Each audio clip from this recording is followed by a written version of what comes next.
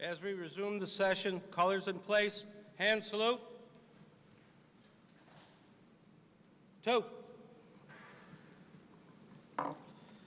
Now, Dr. Gibson wants to hear this Boys State Anthem one more time. Are you ready? You guys can sit if you want. Now, did you rest up so you could actually give it back? Are you ready? Maestro, please.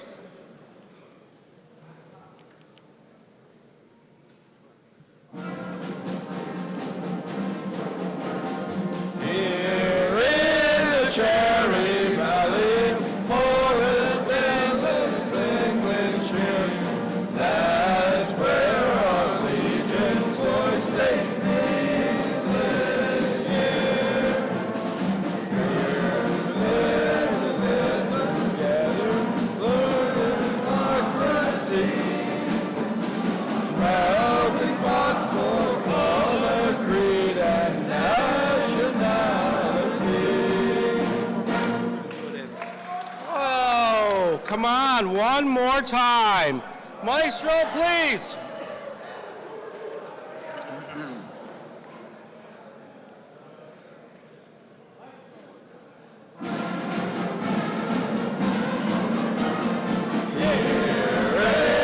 Cherry Valley, Memorial Campus brings with cheer. That's where our Legion Boys State meets this year. We learn to bond together, learn democracy. A melting pot for color, creed, and nationality.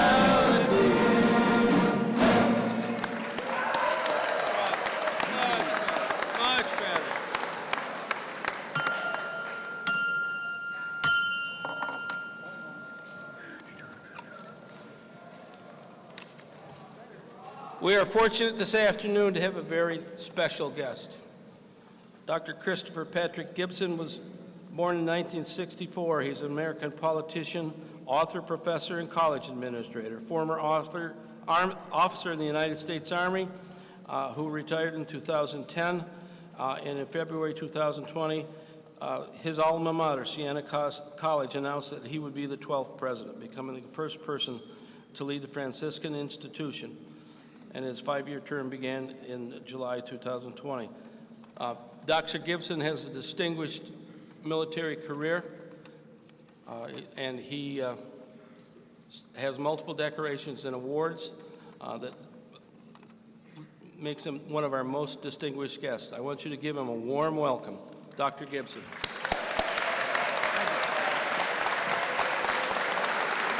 Hey, thanks very much. Go ahead and take a seat. Thanks. Thanks very much. You're looking strong. You sound fantastic. You know, let me just say it's a great privilege to be with you. You know, about 4 years ago, my son sat among the ranks here at Boys State. I didn't have the privilege when I was younger. Frankly, came from a working class background, scrapped, worked hard, enlisted as a private, not in the bio, but I'll tell you, I started as the lowest ranking person in the United States of America till somebody else raised their right hand. Infantry private, rising to the rank of colonel. But really what I want to tell you is how proud I am of your choices so far to date, putting you here. You know that song you just sang? Yeah, this country needs a little more of that right now, to be candid. Look, I love this country. I bled for this country at one point on the battlefield, but it's a tough time for this country, having a hard time coming together. And you sing about living together, about learning democracy and really coming together as one. But almost 250 years ago, we changed the course of human history for the better when we founded this country. You know, before us, folks like me, you were born to surf and you died to surf. That's the way it was. And we said it doesn't have to be like that. We can actually govern ourselves. The heads of state of Europe at the time laughed at us. They didn't think it was possible. This was the era of divine right of kings and queens and aristocracy. And the idea that rabble like me could be part of a self-governing people was just unimaginable. We showed the world that not only we could succeed, we could flourish. And for many years, gave such a great example for so many. All these countries around the world adopting constitutions looking like the United States. And yet, yeah, damn straight.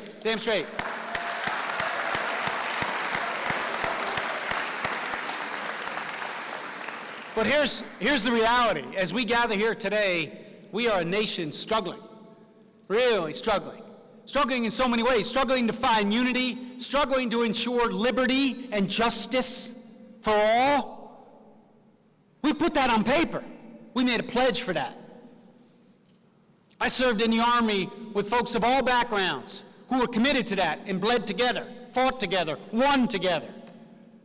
We absolutely need to overcome this moment. But this is how it's going to happen, is right here. You know, it was mentioned I'm the president of Siena College now. Well, I'll tell you how it came to that is, you know, after 29 years in uniform, I served in the U.S. House of Representatives as elected member. You're learning democracy here. I was a representative, member of Congress, served for 6 years, and it was a privilege every day. And even in the toughest of days, I'd look up, and I'd look at that dome, and I'd think about the folks who went before me, Jefferson, Madison, so many. And so what a privilege it was to be there. But I will tell you what, too many days were not our best day to be there. But what I did decide is I'd be part of preparing the next generation to be leaders. At Siena College, we're focused on that.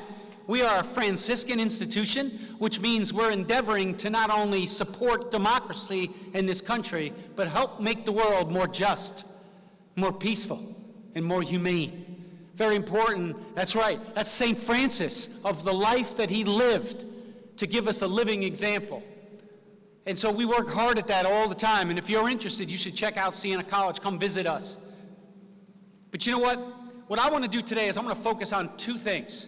I want to talk about habits of excellence, and I want to talk about leadership, those two things. But before I get started, I'm not going to go very long, maybe 20, 25 minutes, and I want to hear from you, your comments, questions. But before I get going, I do want to say this. I want to say thank you to Boise State. I want to say thank you to the cadre, our cadre who are working so hard for you for so many years. And I also want to thank those in uniform who are here today, part of this cadre, because they're committed to you. You're here for about 5-6 days. You know, we're not going to build Rome in 5 or 6 days, but we can get you on the way of building habits of excellence and leadership skills that are going to help you change the country. Help us. Help America.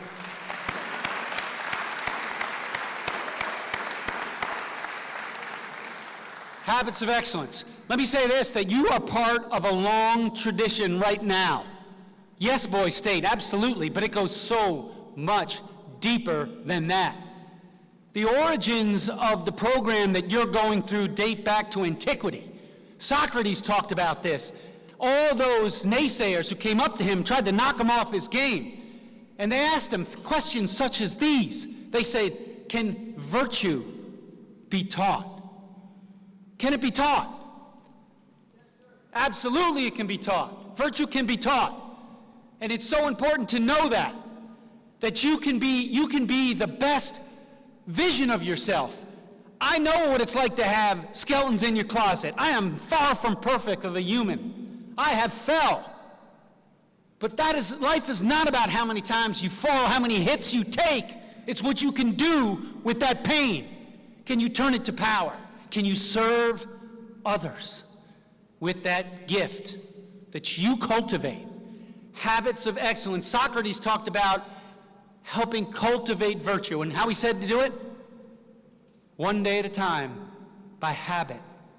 Exposed to a mentor, somebody who you really look up to, who can change the world, and you emulate that. And what happens over time is you become what you hope to be. You become that person of virtue. So how do we build those habits? Well, it starts with values. And I'll tell you, there's no value that's more important than integrity. Integrity is so important. And, you know, I'm familiar what it's like to come from a hard-scrabble background, but I'll tell you this, you are shaping your soul right now with the choices that you make. And guard your integrity. Guard it jealously, because you know what? No one can ever take it away from you. Sadly, it can be given away, but I don't care how tough it is, where you live, the circumstances, you control your destiny when it comes to your integrity with the choices that you make. And I'll tell you, as somebody who served under fire, that integrity formed the bedrock for trust that allowed us to make decisions to accomplish the mission and to bring people home. Because we counted on what you said, you meant, and it was the best of your ability to tell us what's going on. That integrity. Personal discipline going with integrity. You know, there's a retired admiral, Admiral McCraven. He's got a book out. You can probably finish it in about a day or two. It's called Make Your Bed. That may seem really trite, simple. I'm telling you what, I read it. I had my boy read it. It is so important. Make your bed. You start your day making your bed. And it seems like, why are you wasting my time? We got big problems to solve in the world. It is not about that. It's about building the foundation to make changes transformational in the world. And making your bed gives you two things.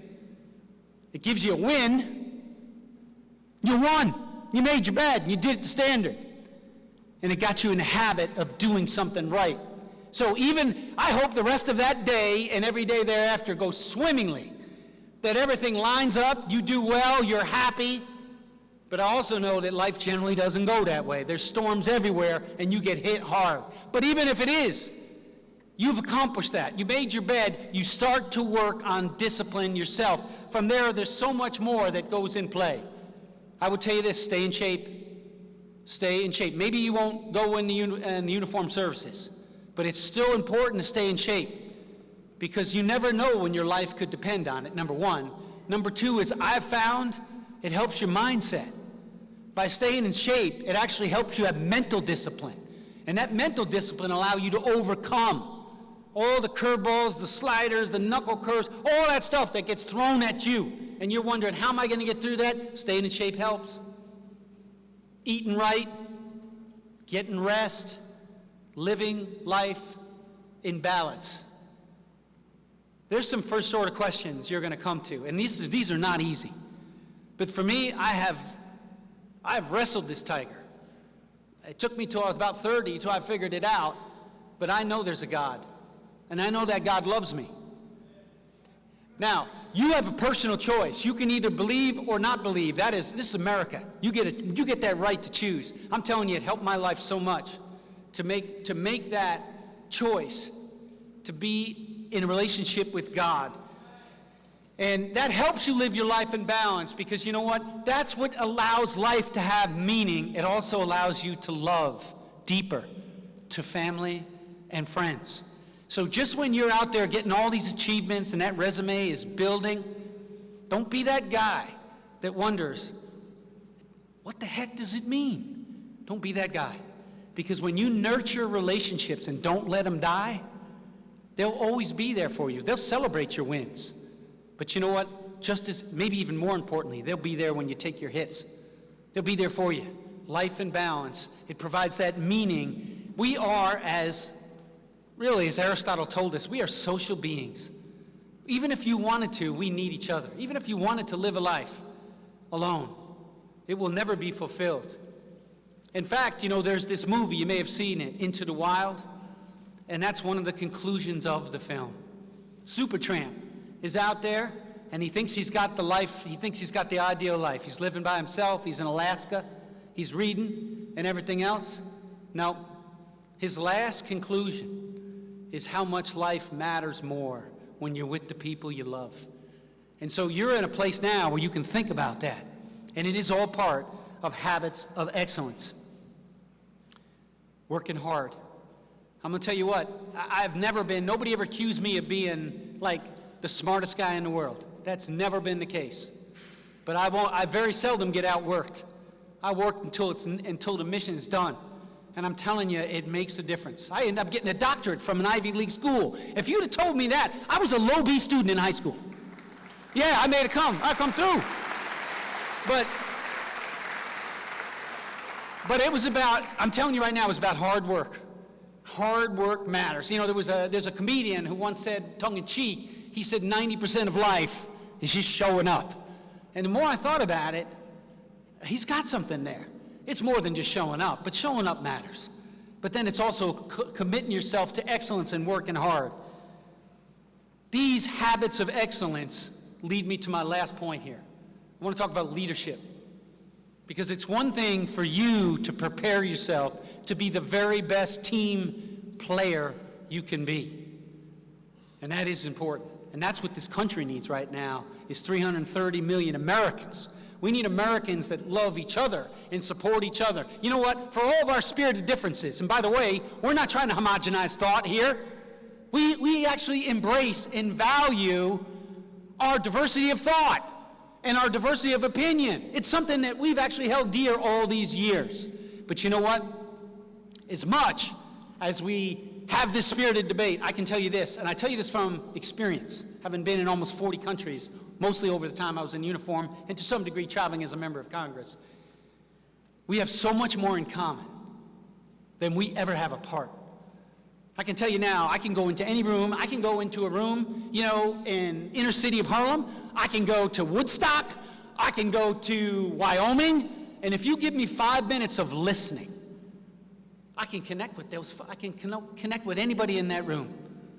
And that's part of being a good team player. But that's the predicate for leadership. Because good leadership means you're part of a team. You're not out there doing it by yourself. You're also a good follower, even as you're a good leader. As a leader, the number one task is to build your team. Leadership is about a relationship. Leadership is not one way. Leadership is a relationship between the leader and the led, mutually supporting each other to accomplish hard tasks and to see each other reach their God-given potential. And so knowing your team is very important. I'll tell you, when I was a brigade commander in the 82nd Airborne Division, I had about 4,500 paratroopers. Every single one of them mattered. After we do a long brigade run, afterwards, I'd tell them that. And I'd tell them with a joke, I'd say, every single one of you guys matter. How do I know? Because Uncle Sam is cheap. If we didn't need you, we'd have caught you by now. The fact is, you're still with us because we need you. And that is part of what a leader responsibility is to do, is to meet everybody where they're at and see them where they're at and affirm them where they're at. They're a part of a team.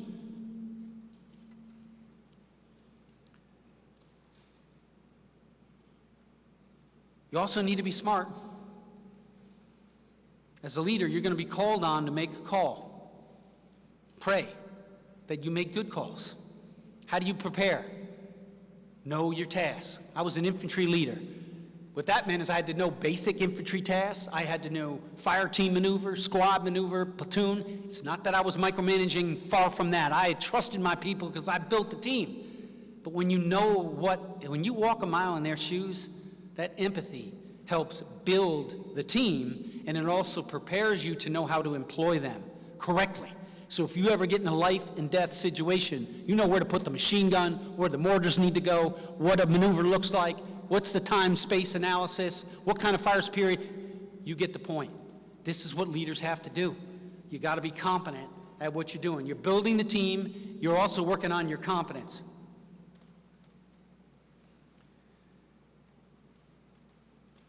The next thing, and I have one point, is how important it is to lead by example. No infantry leader ever succeeded by telling his men, nowadays men and women in the infantry, yes indeed, no infantry commander ever accomplished their mission by telling their troops to go take a hill. That's not what an infantry leader does. An infantry leader gets out front and says, we're going to the hill, follow me. And I can tell you there were so many times that mattered in Iraq. It was a tough situation because honestly, it was hard to figure out sometimes. We were trying to help the Iraqi people by securing them from Al-Qaeda and other insurgents. And these insurgents, they weren't wearing uniforms. So it's a very tough situation to figure it out. All the more reason why I needed to be out front. Now, it did cost me a little bit. I shed a little bit of blood. I'm doing fine. But that's what's required for leadership. My last point is, remember, leadership also means from time to time, making hard calls.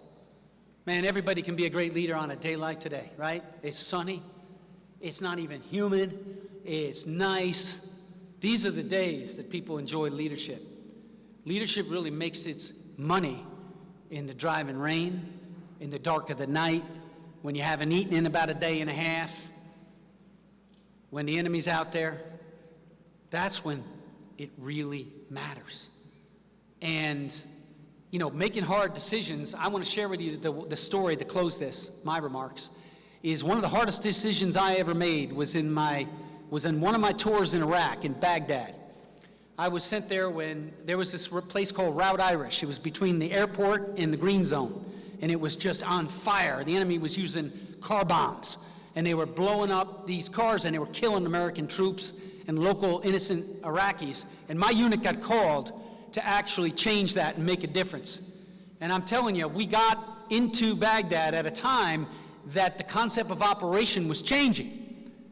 Most of the American units were moving back to big bases, and they were living on the base and commuting to work.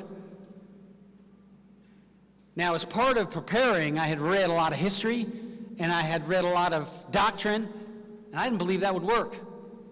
I thought we had to live in the communities that we were securing. We can't be commuting to work because we wouldn't be building trust with the local Iraqis, and it'd be more dangerous for our troops. But I got to tell you something. It was unpopular.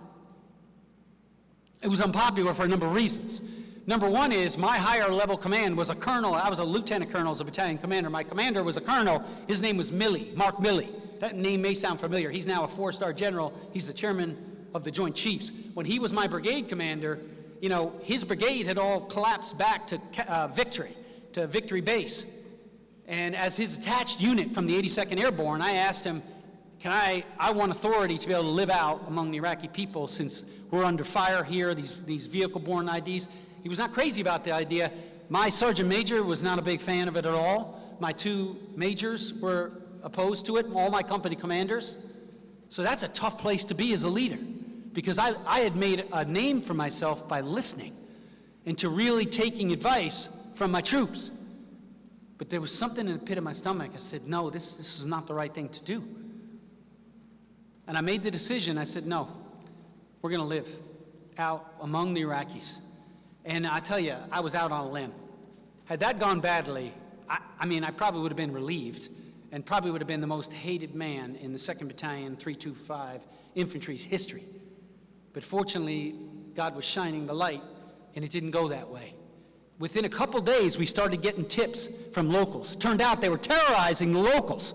They were actually ladening down these vehicles and hiding them in what we would call barns, little sheds along the major highway. And then when at the right time, they were driving them out, and they were blowing up and killing Americans. Well, once we lived among the population began to trust us. They were pointed out. Why?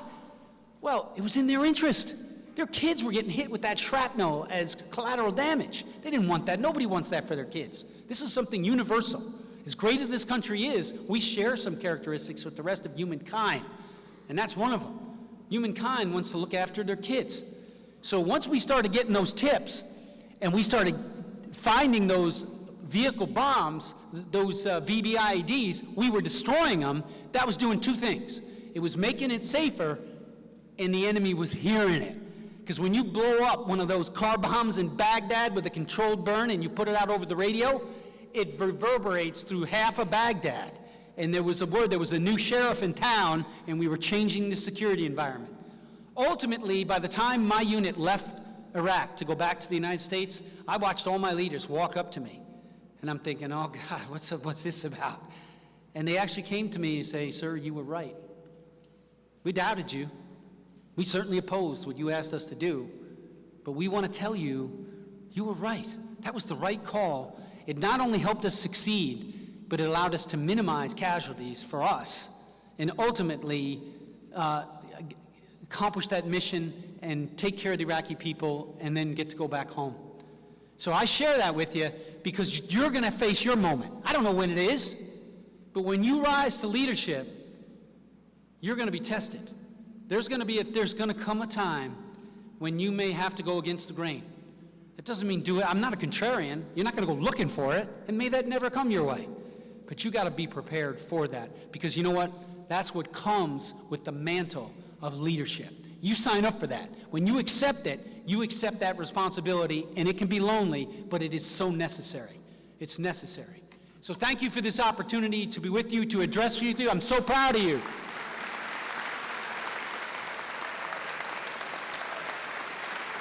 Wow. Let's do questions. We got time now. You can ask me about my time in the Army, my time in Congress. I'm leading Siena College right now. If you got questions about college, whatever it is on your mind.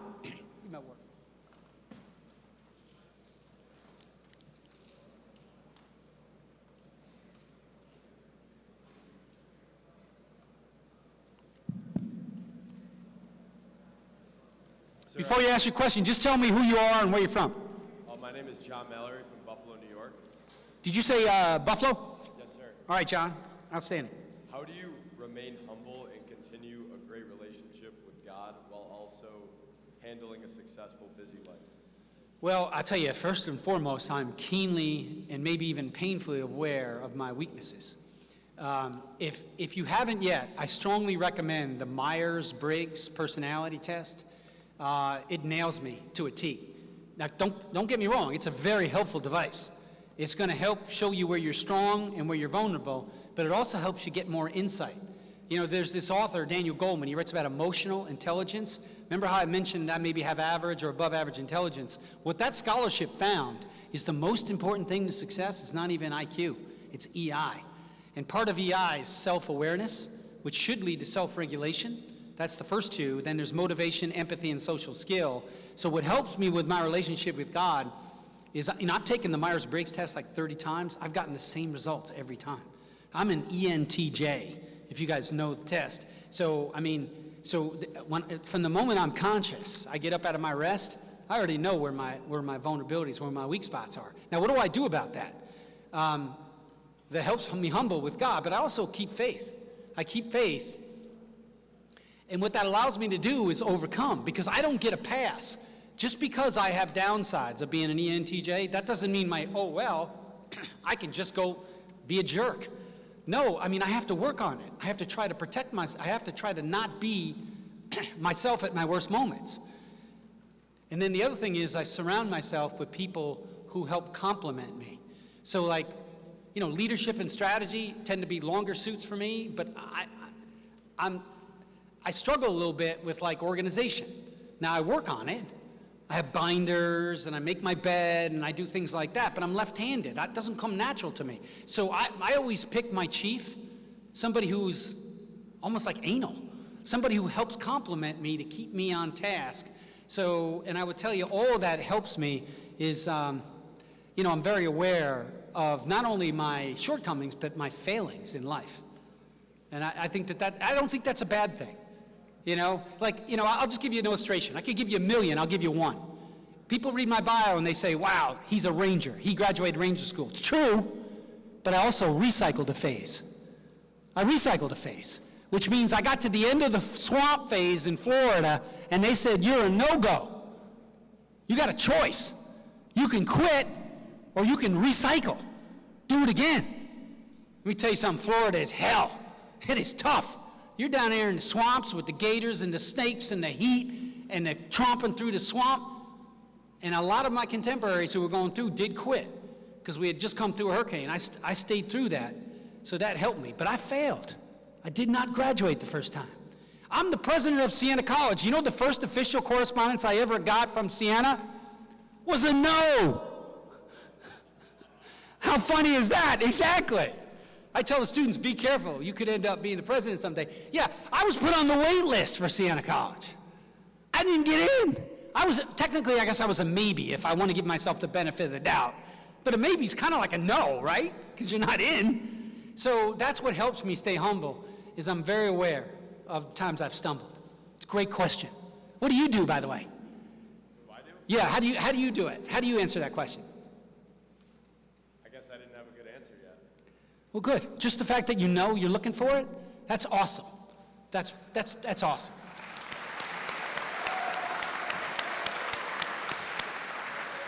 Thank you, John. Thank you, sir. Who's next? Hello, my name is Sam, and I'm from Athens, New York. Did you say Sam? Yes, sir. From Athens, from Greene County? Yes, sir. All right, outstanding. We're almost neighbors. I'm from Kinderhook. Oh, wow. You said you were part of the 82nd Airborne Division, right, sir? Yes. How long were you part of that? And if that was not your only occupation the entire time you were enlisted, what other occupations did you have? That's a great question. So Sam's asking about, in general, the Army experience as it relates to jobs, right? This is actually a very good question because I didn't think I knew. I know I didn't know. When I was your age, in fact, another example of sometimes a boneheaded Gibson moment was, when I enlisted, I was signing up for 11B. I thought B stood for bonus. I didn't realize I thought everybody in the Army was an infantryman. I didn't realize there were other choices, because how I found out is I came back and I told the recruiter, he said I could have any job I want. And the recruiter's like, sign here, sign here. Oh, 11B, bonus, it's good to go. So it is a very good question, because there's so many different experiences you can have in the Army. So while I was an infantryman, as enlisted and an infantry officer, I did other things for the Army over my 29 years. So for example, I taught at West Point for 3 years, and to teach at West Point, the Army sent me to Cornell. That's why I mentioned I went to Cornell to earn a doctorate. I was an advisor to the Secretary of the Army and the Chief of Staff for congressional affairs, because my dissertation was in American politics and government, which you're learning here this week. So there's a saying in the Army, no good deed goes unpunished. So just when I thought I was going to go back to the field, I got sent to Washington to serve as an aide, an advisor to those guys. So that's part of what I did. I was technically assigned, or I was designated as a foreign area officer, like a Army diplomat, but because of the way my career worked out, I never ended up getting to an assignment there, but it was on my record. My degree partly helped, but I mean, that's another example of what folks do. Sometimes they work in embassies, that type of thing. So, let's see. So I was not only an infantry commander, I was also an ops officer, I was an executive officer. I served 3 tours in North Carolina in the 82nd, but I also served a tour in North Country. I was in the 10th Mountain Division.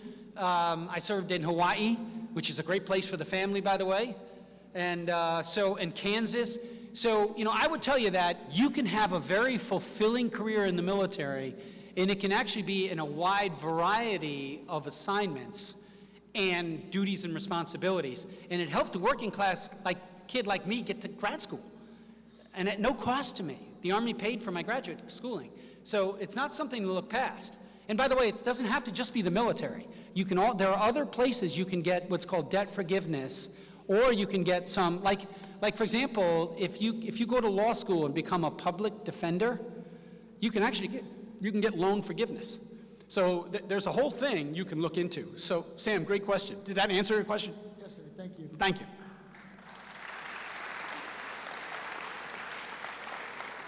Thank you for coming today, sir. My name is Zach. I'm from Long Island, and I'm wondering if you have any tips from your time in Congress for out-arguing other people who disagree with you. I think I've lost a little bit of hearing. It's Zach from Long Island, and you're asking about my congressional experience and how do I deal with people who didn't like me? Yes, or disagree with you. Yeah, great. I mean, especially at this moment, right, in this country. So, well, so let me just say that my first orientation was that I worked for the people in my district, whether they voted for me or not. So I had to keep that in mind always. And, you can't be in American politics a day without having this happen. I mean, I would get cards and letters. You can never make everybody happy. You've seen this here, right? I mean, you're going through the democratic process, you're coming forward with possibilities, then you debate and you vote on them. So you just have to, it is part of this sort of soulful reach of being comfortable in your skin. And, I think what helped me is my mom, actually. I'd like to say my dad, but really it's more my mom. She really helped me be more empathetic. So when I hear somebody say something, I'm thinking, I wonder why they feel that way. So I'm trying to imagine, and so I'll ask, why do you feel that way? And I may learn something. I will tell you, oftentimes I did. And so it helped actually make me be a better representative. This is an important point, because I think sometimes it's lost that people view themselves as a member of Congress. Now, technically you are, but really what you are is a representative. And that's what your duties are, really representative. And representative means you represent. And yes, it by definition means the majority that voted for you, but it's also the people that didn't vote and didn't vote for you. And so you can be a good representative by saying, I have people in my district that disagree with me, but I understand where they're coming from, and I think there's some things I can do to at least make them understand how hard I'm working for them, even at moments when we do disagree. I will tell you one story that goes along with it. My wife is like up for sainthood. She's a licensed clinical social worker. She went to Catholic University. She's everything I hope to be on my best day as far as a good person, right? I also saw, so at the end, I used to stick around after debates and just to hear people, because people would come to watch the debates. And I was almost at the end of the Kingston debate. I mean, I was done with the debate, but I was almost done with people leaving. There was like maybe 10 people left, and I had a woman come up to me and really tore into me hard. And she said, I heard you on WAMC, that's a radio station in the Albany, Hudson Valley area, and she said, you say, you always end your time by saying, God bless you. She says, I'm so offended that you do that. You shouldn't say God bless you. And I was listening, and I watched my wife bow up. She is like she kind of like leaned in, and I kind of put my hand, and I don't do this generally, I put my hand out, I said, honey, I work for her, you know? But she was so upset with this woman. But I have to tell you, what I took away from all that is I tend to be over-analytical. It's generally a fault, but it can sometimes be helpful. So I overthink everything. So I was thinking through this comment that she made. And what I realized that, what the sentiment that was driving me to say, God bless you, was I wanted to affirm the person, right? And obviously, I wasn't doing it with this woman. So what I adjusted to is, what I said is at the end of WMC talks is I said, peace be with you. So all I did was slightly altered it, and I think it still had the same effect, but I tried to reconcile my values with the fact that I had people who I was representing that really I was having the opposite effect of why I was trying to make the sentiment stated in the first place. So that's my answer to you, is it's hard, but just really working on empathy and having a thick skin. And by the way, I didn't always succeed. When I was tired sometimes, I had thin skin, snapped a few times. I always tried to be the person I wanted to be, but I didn't always end up being that person. So then when I got up the next day, I said, I'm gonna work harder. I'm gonna be better today. So, I wish you well, Zach. Thank you.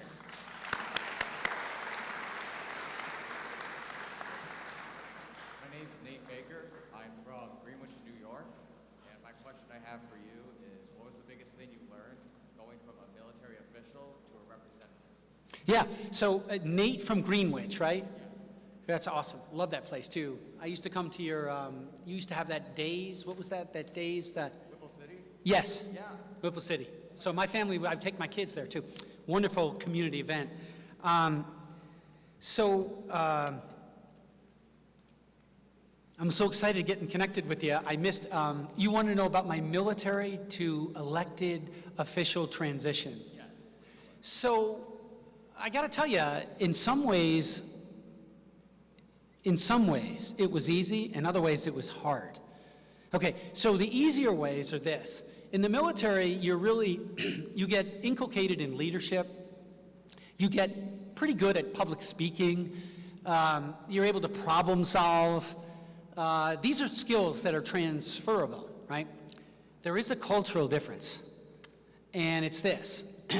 In the infantry, I would serve with folks who we would look eyeball to eyeball, face to face, and they'd be like, hey brother, I love you, man. Your course of action stinks, man. That's a terrible plan. What the hell, I love you. What the hell's wrong with you, right? In politics, people would be like, I love you, man. It's good. What's that in my back? You know, man. So it is different. And now, if you think I'm making a condemning statement on democracy, I'm not. It is part of what we live with, right? What I used to remind people on the harder moments in politics is say, well, look, you got choices. You can live in a dictatorship, you can live in a theocracy, you can live in chaos, or you can live in a democracy. And politics is a byproduct. And why is it a byproduct? Because the people get to vote. And if the people get to vote, how they perceive you and the issues is going to influence how they vote. So people want to spin, or people want to give a construal that's favorable to their viewpoint, hence politics. So coming from the infantry, going into the political world, you just have to be aware of that and have to find a way to get comfortable with it. So that was a challenge, but it was one I was up for. Yeah. Thank you. Thank you.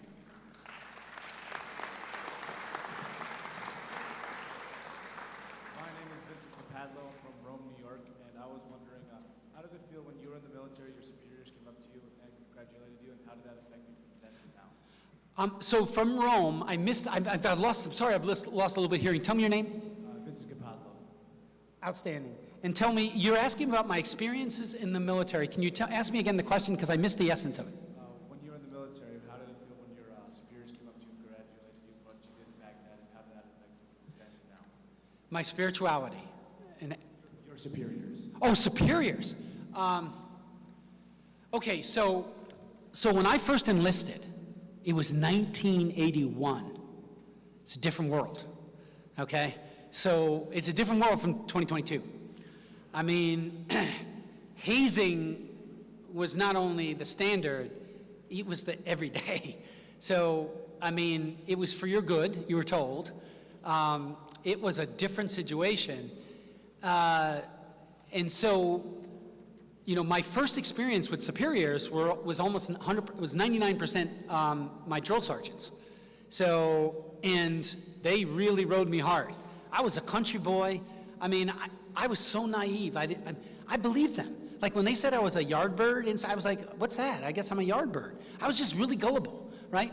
And so that was a bit of an adjustment for me, but I did look up to them because I was kind of brought up in a strict Irish Catholic home that you looked up to authority. So, you know, it was kind of an out-of-body experience because on the one hand, it was very difficult, but on the other hand, I had some awakenings. They weren't fully instantiated yet, but I had some awakenings of like, wait a minute, is this really the best way to develop somebody? So I kind of had some ambivalent moments about my early experience. And, you know, then I was in the National Guard when I got back from training before I went in the regular Army. So I started to get more interaction with officers at Superior. And all I can tell you is I learned something from everybody. There was, you name for me, you know, a name, and I can tell you what I learned from them. Because I'm a glass is 5-6 full, mostly I'm going to tell you good things, but I'm occasionally going to tell you some things that weren't so good. That's part of life too. You learn leadership by positive examples and sometimes by negative. Did I answer your question? Yes, you did. Thank you. Thank you so much.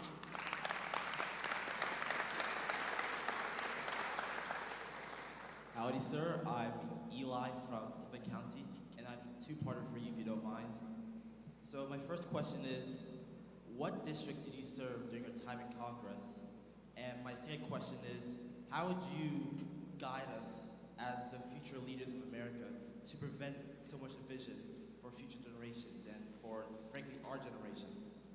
Eli, those are great questions. So, you know, I served 6 years, and then I term limited myself, and I retired. So I served the first 2 years in the 20th district, and that was in 2010 to 2012. And then you may know every 10 years we do a census, then we do a reapportionment, which leads to redistricting. So the redistricting takes effect in 2012, and then of course 2022. That's why we just went through it. So after the redistricting, I served the 19th district, including Sullivan County. So, and I would tell you that as far as how best to bring people together, well, look, I mean, in some ways I had a natural background that helped. When you come out of the military, it doesn't matter what party or what ideological perspective, most Americans really respect the military, so you start with that. Now you can quickly peter that away if you just stand up and say, my side's 100% right, they're evil. Not even wrong, evil, right? So then you'll actually peter out all those credits you had in the bank. So being a servant, a public servant, I said it's in my interest to serve everybody because that's what I view what the founders intended for us to do.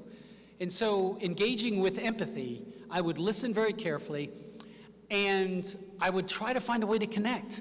So for example, even though I had strong views on how to grow the economy, peace through strength, on how to set deterrence, how to help farmers, I had strong views on all that. I also knew that Lyme disease was something impacting adversely everyone in the Hudson Valley. And there was no Republican Lyme disease or Democratic Lyme disease. So I made it my mission to be the leader in Congress on fighting Lyme disease. And I learned everything. I didn't start Congress, and I took my time to learn everything I could about that pernicious disease. And I actually helped author a bill that President Obama signed into law that actually made a difference on Lyme disease. So I not only worked on issues that were important to everybody, but then I communicated. That's the other important thing, is Eli, if you and I met, say we were at like Whipple City Days, if you were, you're not from Greenwich, but if you were, and if you told me, like, you know, I've had Lyme disease, my mom's had Lyme disease, and it's like, it's so frustrating. It's like, we don't know how to, you know, what are we going to do about this? We don't get good health care insurance coverage. We can't get solutions, all these kind of things, right? Well, when I start working on this bill, when I have this interaction with you at a community day, I take your contact information down. And so I would always reach out to my constituents. So we literally had databases with every question that every constituent asked me. So when I did something real, not BS, but did something real, even if this person would never vote for me, I still gave them a report. I told them what I did, the bill I introduced, the amendment I introduced, the amendment that carried, that was incorporated into a bill, that was signed by the president. They got an update from me. And so literally the New York Times did a story on me on October 30th of 2014. They said Gibson is a founding principles conservative who seems to have very strong support by Democrats. And this is the New York Times writing this. And they have, you can read this article, it's online now. It has pull quotes from elected leaders, Democrats. And they go, you know what, I only agree with Gibson, like, I think the article says like 3 times or maybe 2 times out of 10, but he's really a good guy, and on those 2 or 3 issues, nobody works harder. So, I mean, that's one way you can do it. And what are you really doing abstracted? You're showing respect. Just by listening and by taking action, even if you're only happy with me 2 times out of 10, you at least know I'm listening. And we're just respectfully disagreeing on 8 times out of 10. But on those 2 times we agree, I'm working my butt off for you. I'm really trying to deliver. And I have no expectation of your vote other than to serve. And if I get your vote, that's great. That's what I would tell you, Eli. Thank you. All right, thank you for your service, sir. Thank you.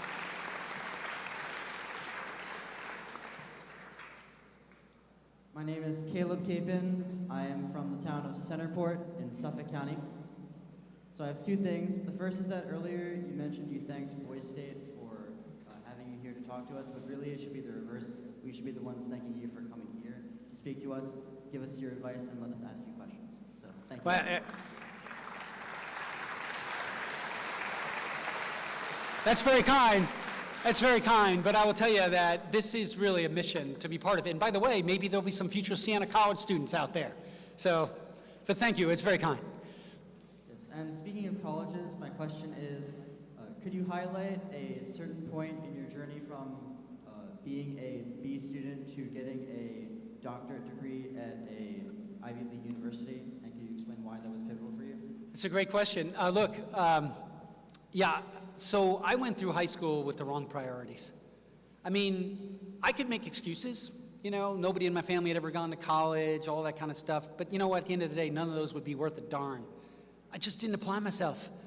And yeah, I was a friendly guy, people liked me, and you know, my priorities were, you know, women in sports and drinking. I mean, wrong priorities, just tell you right frankly. But, you know, my epiphany actually came in a failure. So, you know, when I was a junior at Ichabod Crane, yeah, hoo-ah. So I led the platoon conference in batting. I batted .441. I got letters from colleges, you know, I had these delusions of grandeur. I thought I was gonna play center field for the New York Mets. never going to play center field, but you couldn't tell 17-year-old Chris Gibson that. So here's what happens. I spend the summer between my junior and my senior year in regular Army infantry basic training. I come back, I do my senior year. My batting average goes from 441 to 357 as a senior, but I'm not thinking about it. I'm not realizing what's going on. My skills are not because I didn't play summer ball like everybody else, right? So now between my senior year of high school and then going to Siena College, I went to AIT because I couldn't finish the whole 13 weeks in one go with high school. So I went back to Fort Benning to do AIT. And then I came back with my head shaven, and that wasn't fashionable in 82. And I went to Siena College. I was going to major in baseball. No, I wasn't going to major in baseball, but I was going to Siena to play baseball. And I got cut. That was a dizzying experience. From leading the conference, our team had won the sectionals. There was no state championship then, so we won our last game. To being cut on a Division I team, and I'm like, why am I even here? I mean, what am I doing? Nobody in my family's ever gone to college. I was just going for baseball. And in about 48 hours, I walked around the campus of Siena, and I had an epiphany. I just said, you know what? Damn it. I'm going to stay. I'm going to change my life. And I said it, and I sort of believed I could do it, but honestly, I had doubts. And I just went out and did it, one day at a time. That's why when I tell you this stuff about habits, that's what I'm telling you what I've done. And I went that first semester, and I got a 3.7, which I went home and told my teachers in Ichabod, and they were like, this is what we knew you could do, and you never did. So, I mean, I thought I was going to surprise the heck out of them. And they actually said, you're finally living up to your potential. So for me, it took a deep failure to actually wake me up and realize my priorities were wrong. And I tell you that there's a country song that thank God for unanswered prayers. And I'm just telling you, that was the case for me. And that's how, I mean, just, and I went from 3.7 and eventually, I graduated Siena with a 3.85, so I went from an 83 in high school to a 3.85, and that's what got me into Cornell. And then when I got into Cornell, I mean, I just worked hard there. And so I would just tell you, it's really the kind of points I made. That's my answer to you. Good question again. Thank you.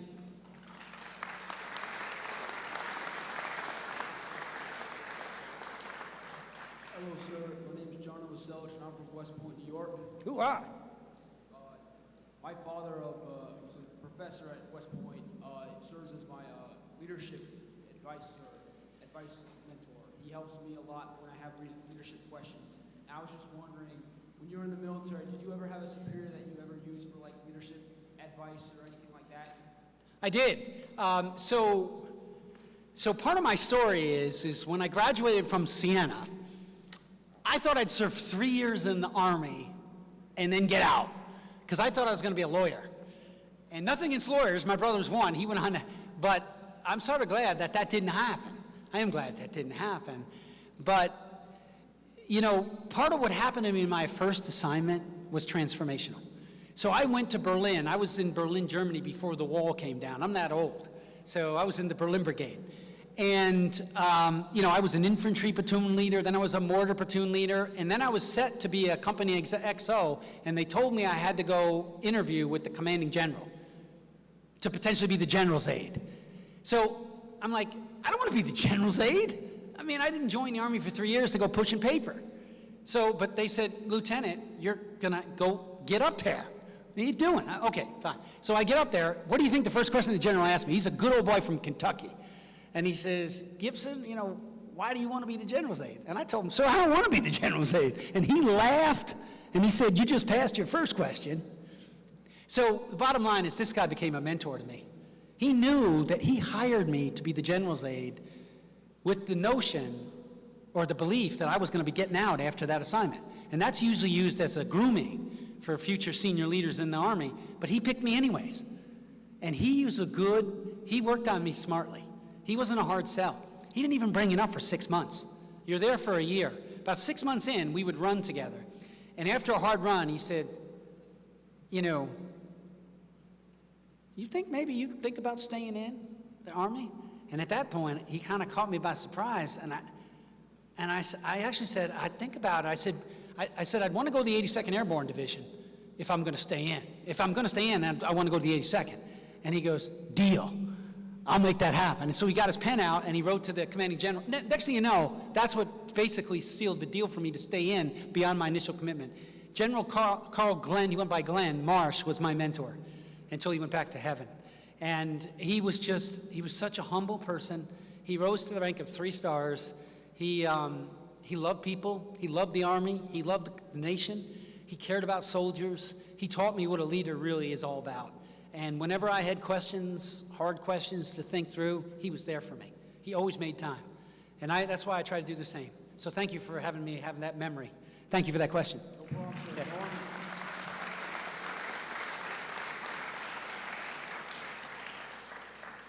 Hi, sir. My name is TJ Oakley, and I'm also from West Point. My question is, what made you want to join the military? Yeah, so look, I grew up, like I said, naive. I grew up very patriotic. I mean, I didn't have the resume you guys do to come here, but this is the kind of place I'd want to go. You know, Boy State. I mean, the kind of values you talk about, living together, democracy, bringing the country together, regardless of color, you know, religion. I mean, about an idea that we can be self-governing. So I was very patriotic. I grew up watching the films, and I wanted to serve. I mean, I didn't know that. I just wanted to serve. I didn't think I'd serve more than 3 years, but I wanted to serve. And so for me, joining the Army, I actually joined at 17 as a junior in high school as an enlisted man. So I didn't see myself serving 29 years, but I definitely wanted to give back. And I still feel that way about this country, and I imagine your family's probably the same. All right. Thank you, sir. Thank you so much. Thank you.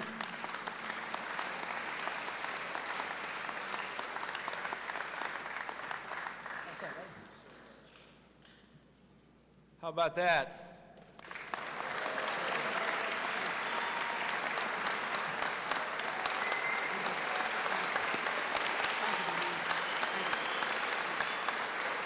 We have a couple of gifts. First, your certificate of recognition Hoorah! from American Legion Boy State. One here, take a picture. We'll put it up in Siena. And then what we call Boy State swag. Love it.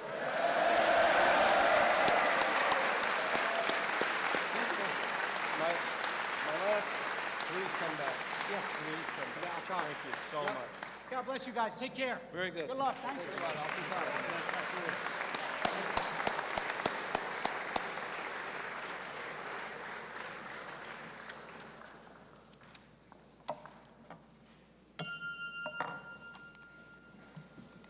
Okay, we're about to start joint legislative sessions. Do either of the state councilors have any information to pass?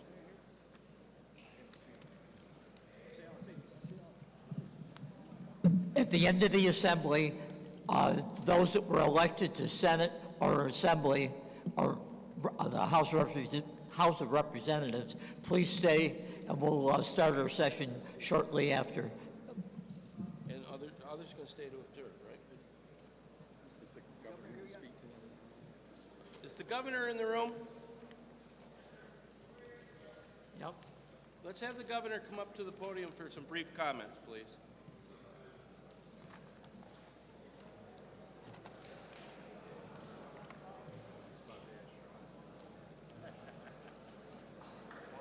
Was that a speaker or was that a speaker?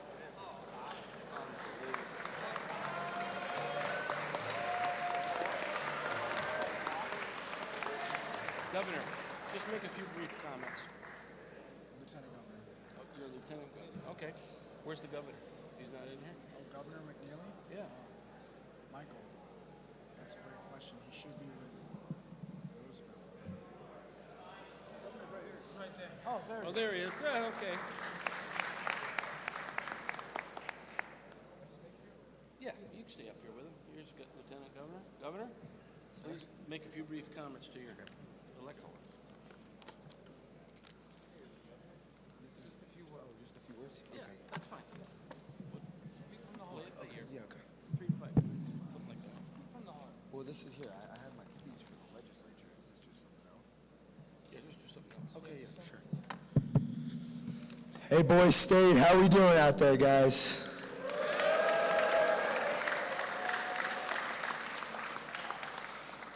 I can't tell you how happy I am to be up here, and I just want to say from the bottom of my heart, thank you guys. If there's one thing definitely I feel like I've tried to get across to you guys from the start is that I want to keep it real to you guys, and I just want to speak to you how I mean it, and I want to speak to you what I feel. So from the bottom of my heart, really, thank you. You guys, really, this whole entire week, you've changed my mindset completely from nervous, scared a little bit, wanting to go home, wanting to be with my family, not knowing who whenever you guys are, to a second family. And I really couldn't thank you guys enough for that. And I'm gonna put in work for you guys. I'm gonna show you that your vote isn't misplaced, and I'm gonna earn it. I'm gonna earn your respect because respect is earned. And I'll give you guys respect because I know that's what you guys deserve. Because, we all have great resumes. We're all supposed to be here, and we all deserve respect. So thank you guys very much. I appreciate you guys more than you know.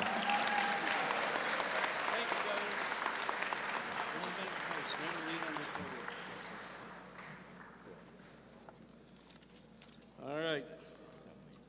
So let me just look at the rest of your schedule here.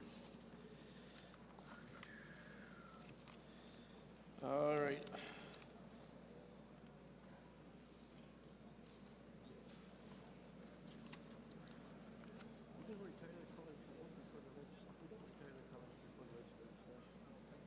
Okay. We're going to go back into recess so that the legislature can assemble. We have a... Yeah, I'm going to, okay. But we're going to retire the colors. It'll be the County of Spafford.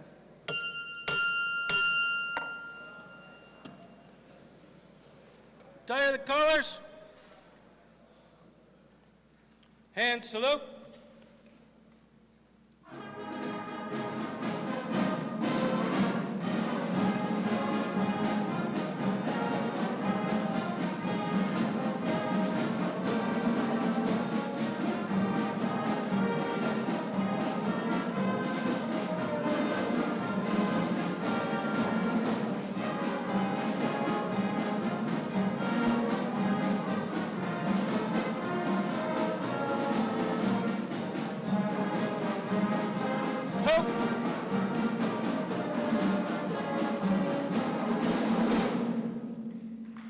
All right, gentlemen, you know where it is you have to go and what you have to do. Do it quietly and orderly. Have a good day.